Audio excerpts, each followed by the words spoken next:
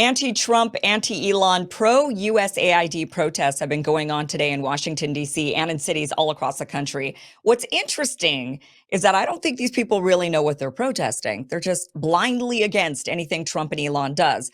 USAID is not really an organization worth defending unless you're a neocon. It's long been used as a strategic tool to exert U.S. influence disguised as humanitarian aid. In fact, many lefty independent journalists have been talking about this for years, one of whom joins us tonight. Alex Rubinstein is an investigative journalist whose work has been published in outlets like Mint Press News and The Gray Zone. He's the co-founder of the investigative platform Active Measures with his co-host Kit Klarenberg. Alex has consistently broke stories on U.S. government meddling in other countries, has been keeping a watchful eye on USAID. We're going to be talking about Syria, how USAID has been meddling even with COVID, Ukraine. It's really been quite the disruptive organization. Alex, thank you so much for being here. Welcome to the show. Thanks for having me, Kim.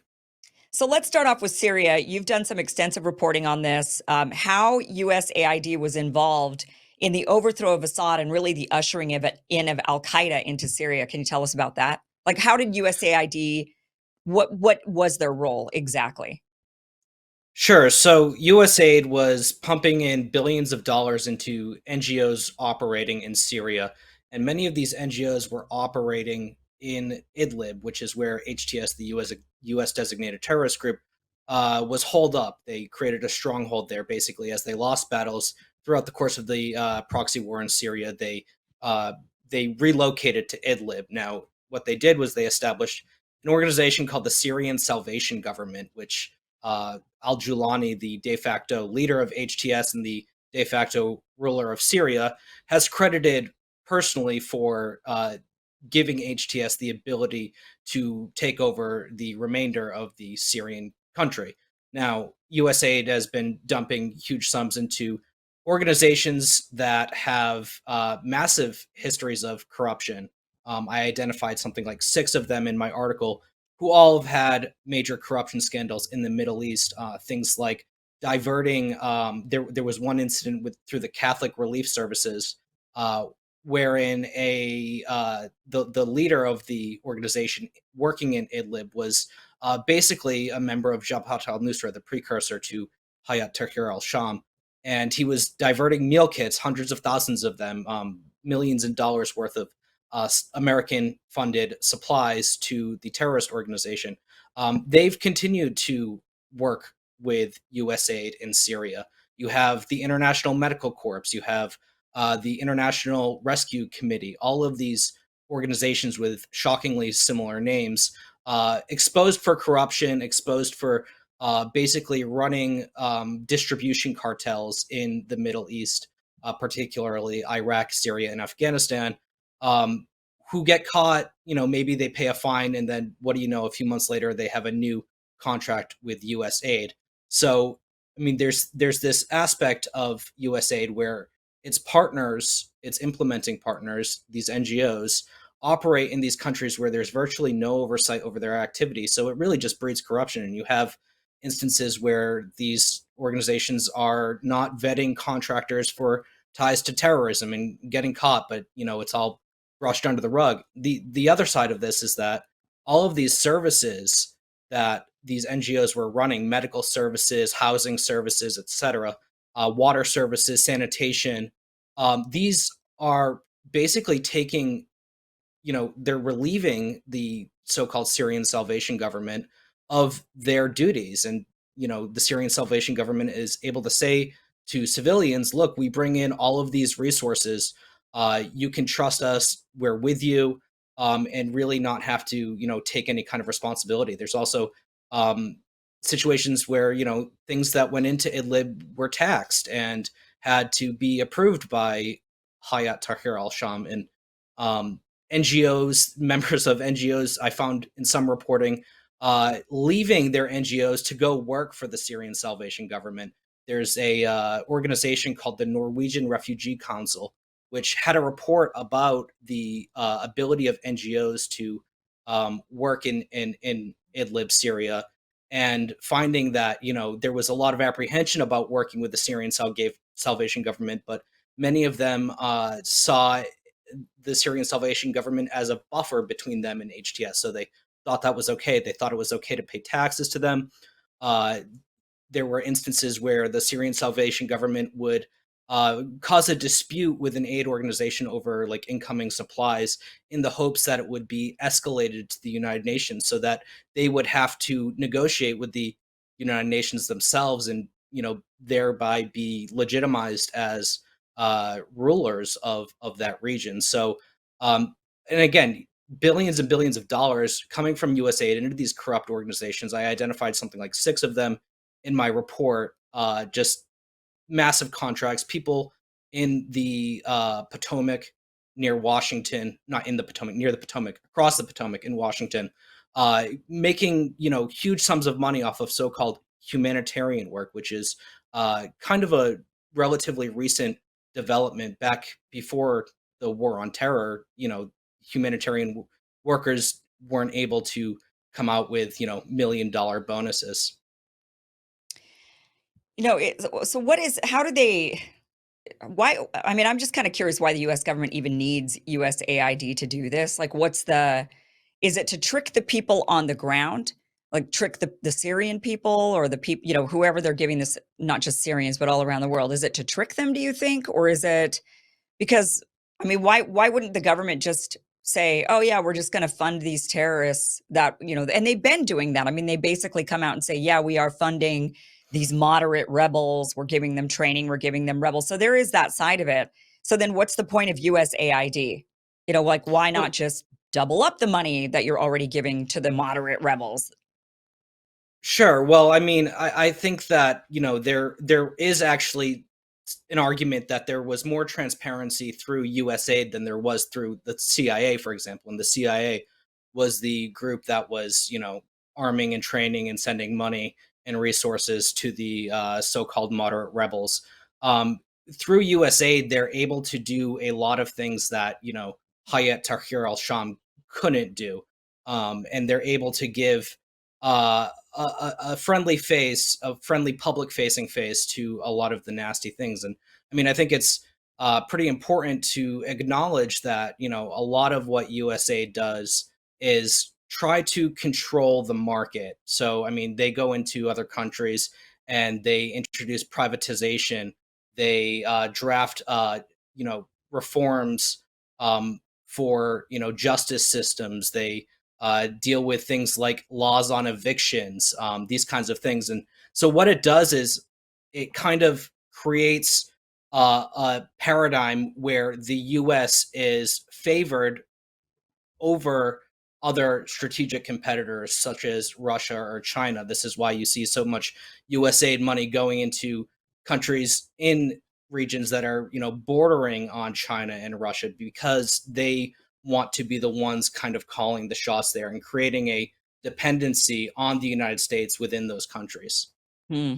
So it's bigger than, the CIA will go and do these types of things that will ultimately reach our end goal, which is overthrowing a country or something along those lines. But USAID is kind of doing it everywhere. So it's not just military training, weapons. It's like, we're going to help you with your rent and we're going to feed you and we're going to do all of Well, these things and you're going to be super dependent on us. And then we're going to tell you have to think like us and support what we want you to support. Otherwise, you potentially lose all of these things. Like there's like a kind of that underhanded kind of almost like water. Just you bring it in and it'll just go everywhere. You can't really control exactly where it's going to go. It's just going to go everywhere, and the influence is going to be major.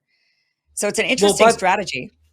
But by the time that USAID started pumping billions into Idlib, the CIA arm and equip program in Syria had already been exposed. So, and there were people, Tulsi Gabbard, even Ron DeSantis back in 2013, calling this out. And so it eventually became, I think, politically untenable. I mean, there was one instance, an organization called Al Zinki in Syria, it was a terrorist organization, was receiving weapons and training from the United States and then got cut off after a member of the organization was exposed, participating in beheadings. So Yeah. the beheading of a child, no less. Oh, So this became politically unpalatable. But what USAID was able to do is allow HTS to basically consolidate power in northwestern Syria and relieve them of a lot of the responsibilities which governments typically have to take on. And they were able to recruit. They were able to recruit further. They were able to kind of transform from a ragtag militia of former Al Qaeda members to a proper military. And again, this is credited by Jolani as being the reason that they were able to take over Syria so rapidly. But you spoke to the redundancy of USAID, and this is kind of something which even members of USAID have acknowledged, because I did some reporting back in 2018 that showed that USAID was attempting to launch a program to create red teams of armed USAID officers and basically embed themselves with the FBI or the CIA or other, law enforcement agencies or national security agencies. And I quoted one USAID official as saying that if we do not get into the realm of national security, we'll become irrelevant. And again, I mean, USAID being a meddling machine, it's a part of it, but oftentimes, the things that it does, i.e., funding color revolutions or instability in other countries, is already done by the National Endowment for Democracy or the State Department. So, I mean, really, what was there left for them besides this so-called humanitarian mandate that wasn't covered by other agencies? And I don't think that. I mean, we're talking about the Department of Government Efficiency. Well, here's a massive redundancy that's just glaring at us. Right. Which is why, like, look, I think it's good to dismantle it because it has been this, I mean, it's been a tool for imperialism and neocon wars. And, I mean, it's been a huge tool for that. But it would be just like when I had John Kiriakou on the show talking about, yeah, let's get rid of the CIA. He's like, yeah, let's get rid of it because we already have them. It's redundant. They're doing the same thing that other agencies are already doing. So if we get rid of this, we're not actually solving the problem. We're just getting rid of the redundancy of it. Like, oh, okay, we already have this, so we don't need it again. I mean, but it's not actually ending, because that would be my big question is why, especially a guy like Marco Rubio, the guy who's never met a war or regime change he doesn't love. Why would he be all about ending USAID? I think he would be the first guy to scream and say, wait a minute, we need this. This is how we go and influence all these countries. This is how we enact regime change. This is how we topple. We need USAID. But because it's redundant, he's like, oh, we already have all of this. So yeah, let's just get rid of the doubling up of it, I guess. That's like the bummer part about this, right? Is we're not really making any change by getting rid of it. Well, I think that it's easier for the Trump administration to control these kinds of programs if they are reincorporated into the State Department. And I have some reporting that I did this week about the State Department funding color revolution groups currently attempting to overthrow the populist government in Slovakia. Um, and again, yes, Marco Rubio would be, you would think, the biggest cheerleader of this. USAID gave billions of dollars to Juan Guaido, whom he was a big supporter of. Marco Rubio has, tweeted pictures of Muammar Gaddafi, insinuating that it's United States policy or should be United States policy to have Nicolas Maduro of Venezuela taken out in a similar manner. But I think that it would be easier for the Trump administration to control who is staffing, what priorities are carried out, if all of this was happening under State Department. And I really think that we'll see that soon. It's just one tentacle, and you can't really take out a leviathan by cutting off one tentacle. You need to go for the head. And if I were to be honest with you, I would say that the State Department has always kind of been the head, but USAID kind of got a chip on its shoulder and started to view itself as independent of the executive branch. And so we're not going to see so much things like USAID funding drag shows in Ecuador or these kind of cultural issues, which the Republican administration doesn't agree with. But I would be surprised, and I remain cautiously optimistic that this could change. But I would be surprised if a lot of the U.S. meddling happening around China, happening around other countries that the current administration does not view fondly, were to discontinue. You'd be surprised if it discontinued? Yes, I would. I think a lot of it's going to, happen through the State Department, but it won't Right. have this, culturally liberal or humanitarian veneer. It'll be done more intentionally, I think. Yeah. So I guess then maybe there's a good argument to say, yeah, even though there's redundancy, it is still better to bring it back to under the umbrella of the government rather than these kind of rogue actors going off and doing whatever it is they want to do with the money, with our tax dollars, right? So maybe the same Sure. argument could be made about the CIA. I mean, it's too clandestine. They've gone rogue. They have too much power. They think they're too above the law, and so maybe it is better to cut the CIA, even if we're not actually cutting what the CIA does. It just gets moved to another entity, but maybe it's an entity that's under a little bit more control, or because it's spread out amongst many different organizations inside the government, it's not one is so powerful with the ability to do all of it, right? It's like spread out. I mean, maybe there's a good argument to be made for that.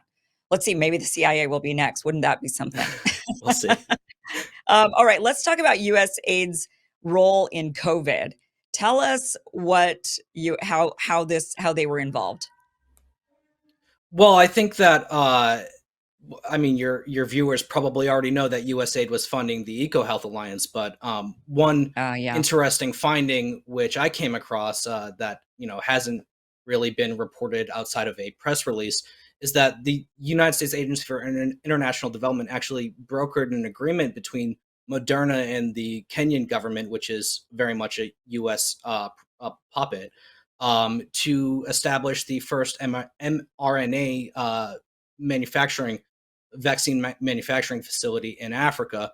And this is really like what USAID does is like, so while they're able to go out and say, we're providing all these vaccines to, the third world, and we're, stopping the spread in less fortunate countries.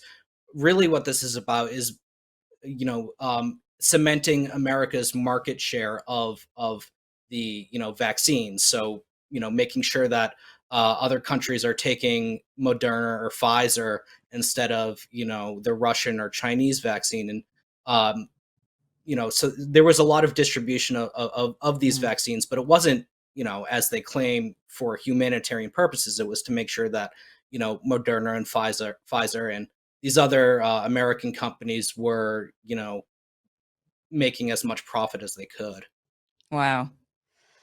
Yeah. Um, well, USAID funding EcoHealth Alliance and also building the mRNA factory in Africa is a reason to shut it down. I mean, there's so many reasons to shut it down. But again, I'm just not, I'm not naive enough to think that these types of things won't continue happening. They'll just happen under a different branch of government, perhaps. I mean, I don't know. Maybe we'll see some real change on that. I think on that front, we're not going to see at least any mRNA factories being built around the world under this particular administration. But they're only here for 4 years, and then there's another administration, and they're bought off usually by pharma, and they don't share the same values, or they're able to hide it, or they're able to come up with sneaky ways to trick people into supporting it. Let's talk about US aid and Ukraine, the war that may or may not end. Right? The US wants it to end, Russia wants it to end, but Europe says no, they want to keep it going without USAID, without the United States. Tell us what the role was of USAID in Ukraine.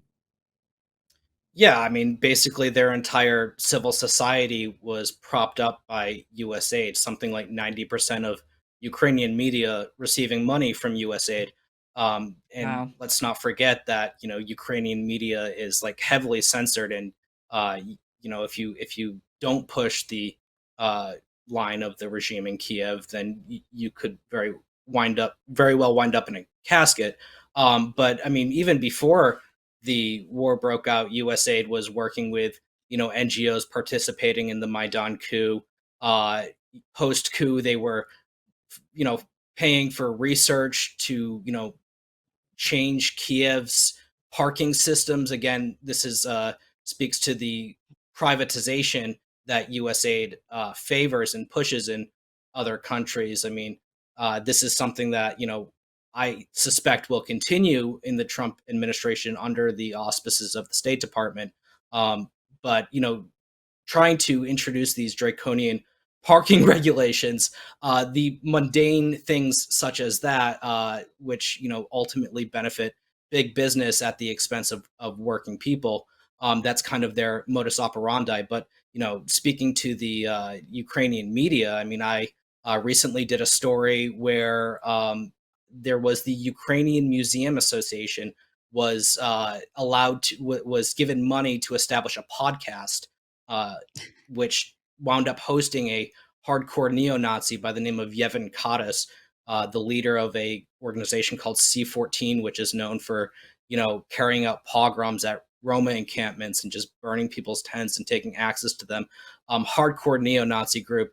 Its leader invited on a podcast by the Ukrainian Museum Association. So you might hear, oh, the USAID was funding the Ukrainian Museum Association. What does that matter? It sounds innocuous, but oftentimes these very sinister things are couched in friendly sounding NGOs with such names.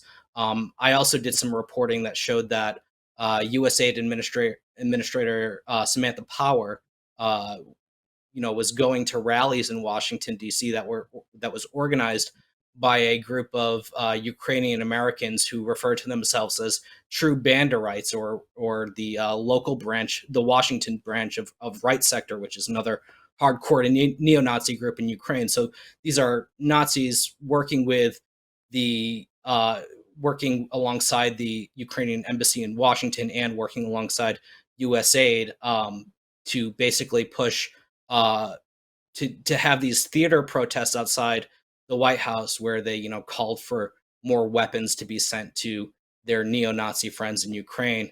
Um, and it's just it's a lot of exerting American soft power in countries like Ukraine and kind of cementing the laws that are favored by big business and making these countries more business friendly. I found a video a few years ago where USAID was bragging about being single-handedly responsible for privatizing 90% of formerly nationally owned businesses in Kosovo. So this is really, again, like, for the first part of USAID is to do color revolutions, which is already covered by the National Endowment for Democracy and the State Department. The second part is what happens after these color revolutions, and that's where the privatization comes in. So it's very funny to see Elon Musk and Donald Trump talk about how USAID had to be shut down because it was filled with Marxists, when much of what USAID was doing, which was not redundant, was pushing these privatization measures. Yeah, it is interesting because USAID, I would say, is not as much of a Marxist organization as it is a neocon organization. And like you said, a pro-business, kind of spreading American values, which is spreading capitalism, American capitalism, so that American businesses, international businesses can go into countries and start making a ton of money off of them. I mean, that's kind of one of the aspects of it. Exactly. I'm wondering, what do you think the impetus was for the Trump administration? I mean, they're using, I think, to rally up the base, they're using it's a Marxist organization and look what they're doing. They're spreading trans ideology all around and doing drag queen shows and whatever. That's what they're paying for, which is ridiculous. I mean, we don't want our tax dollars paying for that. I don't know who, anybody on the right or the left, who thinks that that's a good idea when they hear it, right? Um, but I know that they're using that as a talking point, but do you think that's what they really mean? Do you think that, just, this is kind of speculation, I mean, do you think that they really believe that, or do you think that they're using it as a talking point? And then what is the actual motivation, do you think, of the Trump administration for wanting to shut this down? I mean, I'm conflicted. Is it because of the woke stuff and they really are against that? Is it it's because the hypocrisy of it? I mean, how can you go around and tell China not to influence, or Russia not to influence in our systems and places, when we're doing it so actively and blatantly? That's major hypocrisy. How can you create peace and live in a better world where we could denuclearize and cut the military budget in half, something Trump's talking about? How can you do that if we're acting like this all around the world? So maybe that, or do you think it's something else? Like, part of me wonders if it has to do with Palestine, because USAID gives a lot of money to the Palestinians. Is that something that, like, the Israelis came around and they were like, we don't want this organization, you got to get rid of it somehow? But then I would think they would just slash the Palestinians' funds and not the rest of it. I mean, I don't know. What do you think? Yeah, I mean, again, I think this goes back to the ability of the executive branch to control these operations. And yeah, maybe there's some frustration over, the promotion of so-called woke ideology, or uh, I can't say whether or not I think Elon Musk is being serious when he says that it was filled with Marxists. He's a difficult guy to get a gauge on. Half of his tweets are just single words like interesting. So I know he's supposed to be one of the smartest people to ever live, but it's difficult for me to discern whether that's true or not. Right. Again, I think this is really about control. I think that yeah, they don't want to America to be associated with these transgender drag shows, or I think I saw a transgender opera performance in some other country. But really, I think this is about being able to have control over American foreign policy. Trump being able to have control over American foreign policy, because very Yeah. much so, it was the case that in his first term, he was not able to. He was subverted at every level by the State Department, by USAID, by the CIA, by the FBI. He had very little grip on the reins, and it's quite clear to me that he's clearing out the State Department of people who would seek to subvert or sabotage his agenda, and USA just needs to be reincorporated into that so that he can control it. And for example, if he wants to, you know, um, make a deal with Russia, probably funding a bunch of media that is calling Russia a terrorist state or a gas station with nukes does not make making such a deal so easy. So yeah, Yeah. I really think this is about him trying to make sure that the mistakes of his first term are not repeated. Yeah. I mean, it's the deep state, right? I mean, that's kind of what no one can really define. What is the deep state? Well, this is what the deep state is. It's just this establishment, or what the establishment is. It's this, it's these organizations, it's layers and layers and layers of government that's no longer in the control of anybody, it seems. They've just gone completely on their own. They have a mind of their own. And as you mentioned, as we saw during the first Trump administration, they even went against the executive branch, the branch they supposedly fall under, right? And so yeah, it's getting rid of. I read an article earlier today. I don't remember where I read it, but I just remember seeing a headline and reading the first paragraph and laughing. They were saying, "Oh, this is terrible.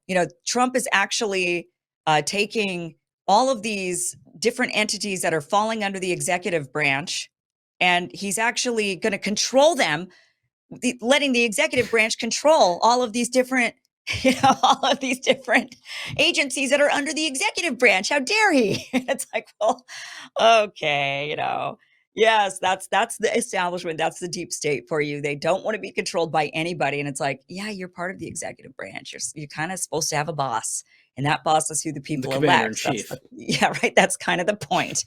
So yeah, maybe this is kind of unraveling a bit of that establishment, that deep state that just kind of operates no matter who's in power, and it just keeps chugging along and keeps having a mind of its own. And it doesn't matter if they're Democrat or Republicans, they just keep doing the same thing. And that's a problem, especially when Americans have made a different choice. Very interesting. Yeah, well, if I could just make one comment too, because I see a lot of people saying that, oh, well, USAID was, doing wonderful things like HIV prevention. Well, actually, in Cuba, HIV centers established by USAID were used to recruit protesters to attempt to overthrow the government. We talk about the HIV in Africa, or like the Moderna plant in Africa. These are not to help Africans. If you have any questions about how much USAID cares about Africans, I mean, look no further than the last administrator of the organization, Samantha Power, who was in a convoy in Africa, and her convoy ran over a 6-year-old child and refused to stop. That child was killed, and there was never any real justice done in that situation. They wouldn't even stop when they hit the kid. So these people have no regard for uh, humanitarian sensibilities. It's really just about U.S. soft power projection. Right. Yeah. Always have an agenda. Alex, thank you so much for joining us. Where can people find your work? Yeah, you can find my work at Active Measures. It's a video based investigative platform. We have a weekly show. We also do standalone stories, investigations. We're on Rumble, YouTube, Twitter /X, the Everything app. Basically, anywhere that you might find media, will be there. All right. Well, we do also have that link down below. Alex Rubinstein, thank you so much for joining us. Really appreciate it. Thank you, Kim. CB Distillery stock up sale is officially live. Save up to 40% on everything. So if you're struggling to sleep, dealing with daily stress, or need relief after a tough workout, you have to check out CB Distillery. They've got natural, plant-based solutions for just about everything. This isn't the low-quality stuff you find at the drugstore. This is premium CBD people swear by. I know a lot of you love CB Distillery sleep products. Personally, I'll be stocking up.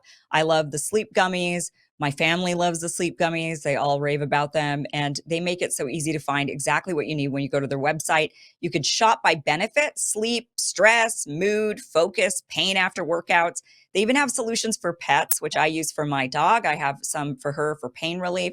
So whether CB Distillery is already part of your routine or you've been curious about trying CBD, now's the time to stock up and save up to 40% off. Discover the healing benefits of CBD and save up to 40% on everything. Again, visit cbdistillery.com, enter code RUMBLE. That's cbdistillery.com, code RUMBLE. Not available in Idaho, Iowa, and South Dakota. Thank you for watching this clip from the full Kim Iversen Show. If you want to watch the full show, visit KimIversonShow.com. The show airs every Monday through Friday at 5 p.m. Pacific, 8 p.m. Eastern. Again, it's KimIversonShow.com. See you there.